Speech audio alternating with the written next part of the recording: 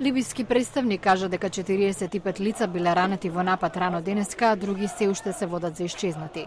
Каде бил Гадафи во време на нападот не е познато.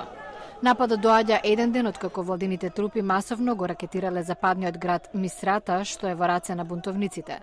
Силите лојални на Гадафи ја лансирале офанзивата и покрај тврдењето на владата дека операциите против бунтовниците таму се запрени. Додека нашата армија се повлекуваше од Мисрата, таа беше нападната од бунтовниците. Нашата армија се спротистави, но продолжи со повлекувањето од градот. Бунтовниците тврдеа дека ги истиснале трупите на Гадафи од градот. Тоа што режимот на Гадафи го кажа за повлекувањето или крајот на непријателствата не е вистина. Внатрешноста на градот Мисрата останува под контрола на бунтовничките сили и е обкружен од паравојниците на Гадафи.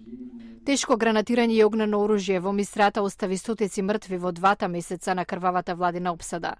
Лекарите велат дека најмалку 32 лица биле убиени во борбите од саботата навамо. Фатен владин војник кажал дека моралот е низок меѓу трупите на Гадафи во Мисрата, а некои други ги напуштиле позициите.